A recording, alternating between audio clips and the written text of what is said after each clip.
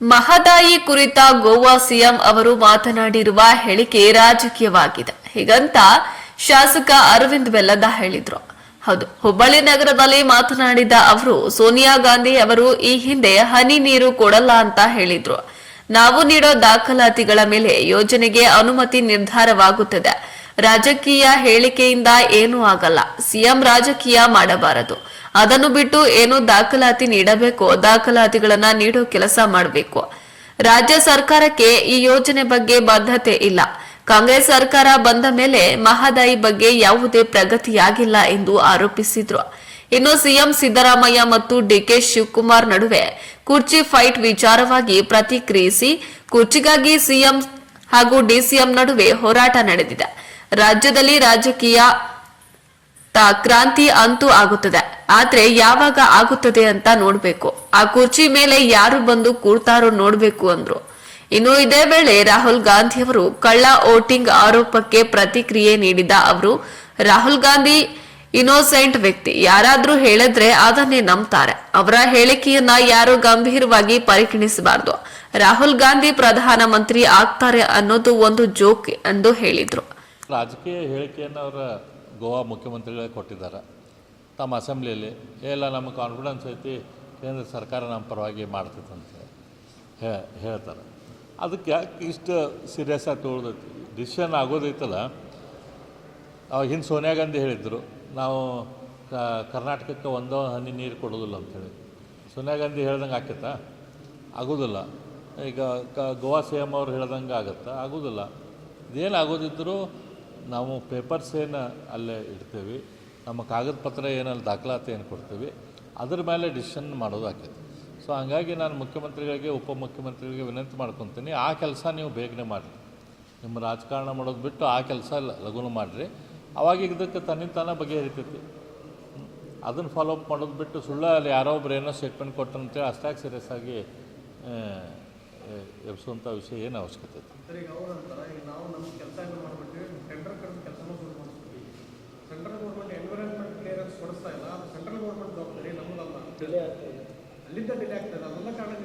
Environmental ಮಿನಿಸ್ಟ್ರಿಗೆ ಹೋಗಿ ಸಂಬಂಧಪಟ್ಟ ದಾಖಲೆಗಳನ್ನು ಕೊಟ್ಟು ಅವ್ರು ಮೀಟಿಂಗ್ ಕರೆದಾಗ ಆವಾಗ ಹಿರಿಯ ಅಧಿಕಾರಿಗಳನ್ನ, ವಕೀಲರನ್ನ ಅಂಥವ್ರನ್ನೆಲ್ಲ ಕಳಿಸಿ ಅವರೆಲ್ಲ ಮೀಟಿಂಗ್ ಹೋಗಿ ಬಂದಮೇಲೆ ಅಲ್ಲಿ ಏನು ಮೀಟಿಂಗ್ದಾಗ ಅಂತ ತಿಳ್ಕೊಂಡು ಅವಶ್ಯಕತೆ ಇದ್ದರೆ ತಾವು ಮೀಟಿಂಗಿಗೆ ಹೋಗೋದು, ಇದೆಲ್ಲ ಇವ್ರದ್ದು ಜವಾಬ್ದಾರಿ ಇರ್ತದೆ.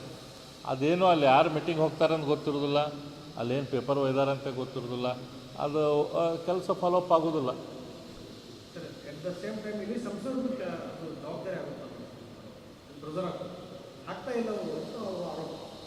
ಹಂಗಲ್ರಿ, ಯಾ ಪ್ರೆಷರ್ಲೆ ವರ್ಕ್ ಆಗೋದಿಲ್ಲ. ಇದು ಕಾಗದ ಪತ್ರ ಇಟ್ಕೊಂಡು ಕೆಲಸ ಫಾಲೋಅಪ್ ಮಾಡೋದ್ರಿಂದ ಆಗುವಂಥದ್ದು ಕೆಲಸ ಇದು. ಇವ್ರಿಗೆ ಅದು ಬದ್ಧತೆ ಇಲ್ಲ.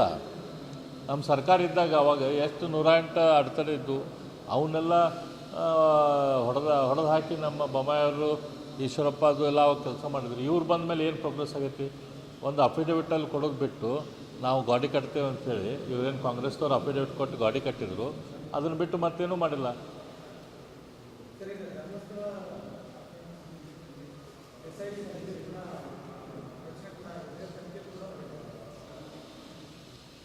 ನಮ್ಮ ವಿರೋಧ ಪಕ್ಷದ ನಾಯಕರು ಮತ್ತು ಎಲ್ಲರೂ ಅದಕ್ಕೆ ಹೇಳಿಕೆ ಕೊಟ್ಟಿದ್ದಾರೆ. ಅದು ನಿಷ್ಪಕ್ಷಪಾತವಾಗಿ ಯಾವುದೇ ರೀತಿಯ ಪ್ರಿಜುಡಿಸ್ ಮೈಂಡ್ ಇಲ್ದಂಗೆ ತನಿಖೆ ಆಗಲಿ ಅಂಥೇಳಿ ಆಗ್ರಹ ಆಯಿತು ನಮ್ಮದು. ಅದ್ರ ಬಿಟ್ಟು ಮತ್ತೇನಿಲ್ಲ. ತನಿಖೆ ನಿಷ್ಪಕ್ಷಪಾತವಾಗಿ ಆಗಲಿ, ಯಾವುದೇ ರೀತಿಯಿಂದ ಪ್ರಿಜುಡಿಸ್ ಮೈಂಡ್ಲೇ ಆಗೋದು ಬೇಡ. ಮೊದಲ ಹಿಂಗೊಂದು ತಲೆ ಫಿಕ್ಸ್ ಮಾಡ್ಕೊಂಡು ಅದನ್ನೇ ತನಿಖೆ ಮಾಡೋದು ಬೇಡ.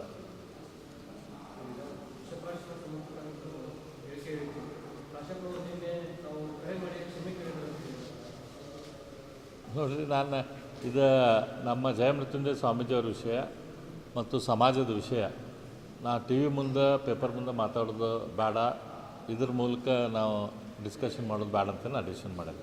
ಹಾಗಾಗಿ ಯಾರ್ದ ಏನೇ ಸ್ಟೇಟ್ಮೆಂಟಿಗೆ ನಾನು ಇಲ್ಲಿ ರಿಯಾಕ್ಟ್ ಮಾಡೋದಿಲ್ಲ.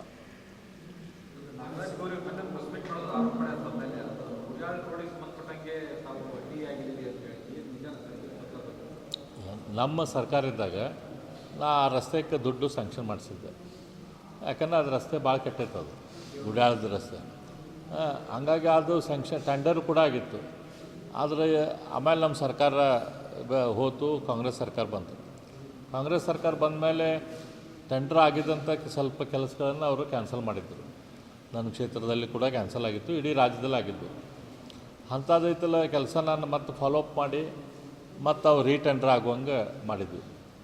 ರೀಟೆಂಡರ್ ಆದಮೇಲೆ ಅದಕ್ಕೆ ವರ್ಕ್ ಆರ್ಡ್ರ್ ಕೊಟ್ಟು ಅಲ್ಲಿ ಭೂಮಿ ಪೂಜೆ ಕೂಡ ಮಾಡಿ ಅಲ್ಲಿ ಕೆಲಸ ಕೂಡ ಅದು ಶುರು ಮಾಡಿಸೋಂಥ ಕೆಲಸ ಕೂಡ ಶುರು ಮಾಡಿಸಿದ್ವಿ.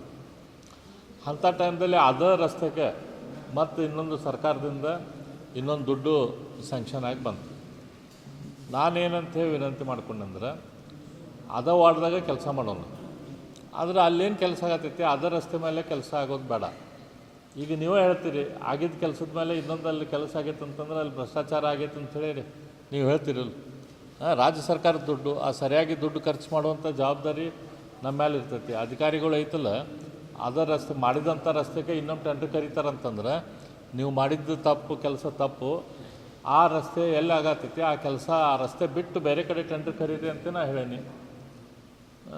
ಸೊ ಹಾಗಾಗಿ ಎಲ್ಲದ್ರಾಗ ರಾಜಕಾರಣ ಮಾಡೋದು ಸರಿಯಲ್ಲ. ಅದೇ ವಾರ್ಡ್ದಾಗ ಕೆಲಸ ಆಗಲಿ, ನಮ್ಮದೇನು ಪ್ರಶ್ನೆ ಇಲ್ಲ, ಅದೇ ಏರಿಯಾದಾಗ ಕೆಲಸ ಆಗಲಿ. ಆದರೆ ಎಲ್ಲಿಗ ಆಲ್ರೆಡಿ ಕೆಲಸ ಶುರು ಆಗೈತಿ ಅಲ್ಲಿ ಅದೇ ರಸ್ತೆ ಮೇಲೆ ಮತ್ತೆ ಇನ್ನೊಂದು ಕೆಲಸ ಮಾಡಿ ದುಡ್ಡು ಹಾಳು ಮಾಡೋದ್ರಾಗ ಏನೈತಿ? ನಾಳೆ ಹೆಂಗೆ ಈ ಮೊದಲಿನ ಕಾಂಟ್ರಾಕ್ಟರ್ ಮಾಡ್ಯಾನಂತ ಹಿಡಿತಿರೋ, ಎರಡನೇ ಕಾಂಟ್ರಾಕ್ಟರ್ ಮಾಡ್ಯಾನಂತ ಹಿಡಿತಿರೋ, ಹೆಂಗೆ ಲೆಕ್ಕ ಹಿಡಿತೀರಿ?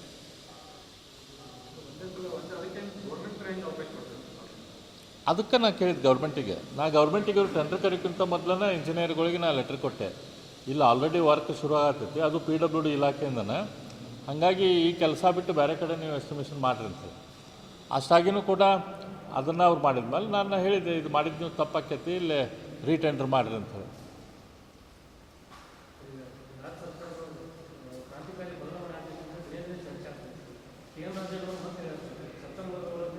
ಕ್ರಾಂತಿ ಆಕೈತಿ.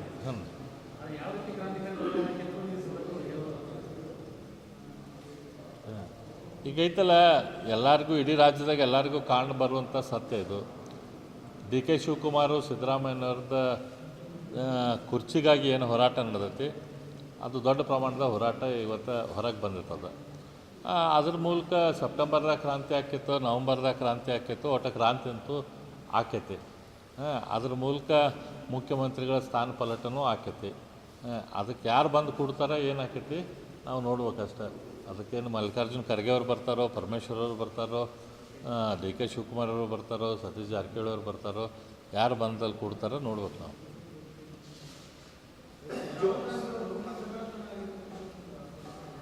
ರಾಹುಲ್ ಗಾಂಧಿಯವರು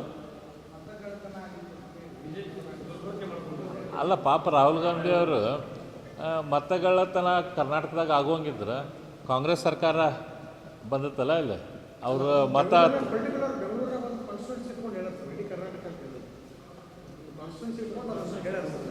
ಅವ್ರು ಹೆಂಗೆ ರೀ ಅವ್ರು ರಾಜೀವ್ ಗಾಂಧಿ ಅವರು ಪಾಪ, ರಾಹುಲ್ ಗಾಂಧಿ ಅವ್ರ ಪಾಪ ಒಂಥರ ಇನ್ನೋಸೆಂಟ್ ಅದು ಗಿರಾಕಿ. ಯಾರು ಏನು ಹೇಳ್ತಾರೆ ಅದನ್ನು ಬಂದು ಹೇಳ್ಬಿಡ್ತಾರೆ, ತಿಳ್ಕೊಳ್ಳೋದಿಲ್ಲ, ಅದು ಹಿಂದೆ ಮುಂದೆ ವಿಚಾರ ಮಾಡೋದಿಲ್ಲ, ಏನಿಲ್ಲ. ಅವ್ರ ಹೇಳಿಕೆಗಳನ್ನು ಭಾಳ ಸೀರಿಯಸ್ ಆಗಿ ತೊಗೋಬಾರ್ದು. ಅವ್ರ ಹೇಳಿಕೆ ಭಾಳ ಸೀರಿಯಸ್ ಆಗಿ ತೊಗೋಬಾರ್ದು. ಯಾಕಂದ್ರೆ ಅದಕ್ಕೇನು ತಳ ಇರೋದಿಲ್ಲ, ಬುಡ ಇರೋದಿಲ್ಲ, ಲಾಜಿಕ್ ಇರೋದಿಲ್ಲ, ಅರ್ಧಂಬರ್ಧ ನಾಲೆಜು. ಕಟ್ಟಿಕೊಟ್ಟ ಬುತ್ತಿ ಎಷ್ಟು ದಿನದ ತನಕ ಅಂತ ಹೇಳ್ತಾರಲ್ಲ, ಹಂಗೆ ಅದು ಅವ್ರಿಗೆ ಒಂದು ಏನೋ ಅಲ್ಲ ಅವ್ರು ಹೇಳಿ ಕಳಿಸಿರ್ತಾರೆ ಒಳಗೆ, ಅದನ್ನು ಬಂದು ಹೇಳ್ತಾರೆ. ಅದಕ್ಕಿಂತ ಮೊದಲಿಂದ ಗೊತ್ತಿರೋದಿಲ್ಲ, ಅದಕ್ಕಿಂತ ನಂತರದ ಗೊತ್ತಿರೋದಿಲ್ಲ. ಹಾಗಾಗಿ ಅವ್ರ ಹೇಳಿಕೆಗೆ ಭಾಳ ಮಹತ್ವ ಕೊಡೋದು ಅವಶ್ಯಕತೆ ಇಲ್ಲ. ಈಗ ಇದು ನಿವೃತ್ತಿ ಆಗಬೇಕನ್ನೋದು ಇದನ್ನು RSSನವರು ಭಾಗವತ್ ಅವರು ಹೇಳಿದ್ರಲ್ಲ, ಈಗ PM ಅವ್ರಿಗೆ ಇದು ಆಗ್ತಿದ್ದ ಅನ್ವಯಿಸ್ತದೆ ನೋಡ್ರಿ. ಅವ್ರ ದೊಡ್ಡವ್ರ ಬಗ್ಗೆ ನಾವು ಯಾಕೆ ಮಾತಾಡೋದು? ಈಗ ಉಪರಾಷ್ಟ್ರಪತಿ ಅವರು ರಾಜೀನಾಮೆ ಮೊನ್ನೆ ಇವ್ರು ಬಂದ ಗುಂಡೂರು ಹೇಳಿದರು, ಮೋದಿ ಇನ್ನು ಖರ್ಗೆ ಅವರು ಸೆಪ್ಟೆಂಬರ್ಗೆ ಇದನ್ನು ಹಾಕ್ತಾರೆ, ಕೆಳಗೆ ಇಳಿತಾರೆ.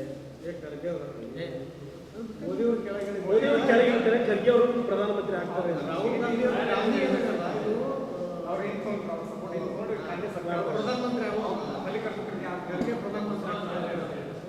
ಏನು ಜೋಕ್ ಮಾಡ್ಕೊಂತ ಅಡ್ಡಾಡ್ತಿರ್ತಾರೆ ಅವರೆಲ್ಲ.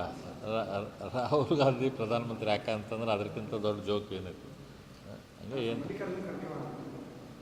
ಗಾಂಧಿ ಕುಟುಂಬ ತ್ಯಾಗ ಮಾಡಿದ್ರು, ಮನಮೋಹನ್ ಸಿಂಗ್ ತ್ಯಾಗ ಮಾಡಿದ್ರು, ಈಗೂ ತ್ಯಾಗ ಮಾಡಿ ಖರ್ಗೆ ಅವರಿಗೆ ಬಿಟ್ಟು ಕೊಡ್ತಾರೆ ಅಂತ ಹೇಳಿದ್ರು. ಹಂಗೆ ಹೇಳ್ತಾರೆ ಅವರು, ಹಂಗೆ ಹಂಗೆ ಹೇಳ್ತಾರೆ ಅವ್ರ ಪಾಪ ಖರ್ಗೆ ಅವ್ರು ಹೇಳಿದ್ರಲ್ಲ, ಏನು ಕೇಳಿದ್ರೆ ಅವ್ರು ನಾವು ಹೈಕಮಾಂಡಿಗೆ ಕೇಳ್ಬೇಕಂತೇಳಿ. ಈಗ ಅವ್ರು ಖರ್ಗೆ ಅವ್ರಿಗೆ ಅಧ್ಯಕ್ಷ ಸ್ಥಾನದ ಅಧಿಕಾರ ಚಲಾಯಿಸೋಕೆ ಬಿಟ್ಟು ಕೊಡಲಾರ್ದವ್ರು ಮುಂದೆ ಏನು ಮಾಡ್ತಾರೆ?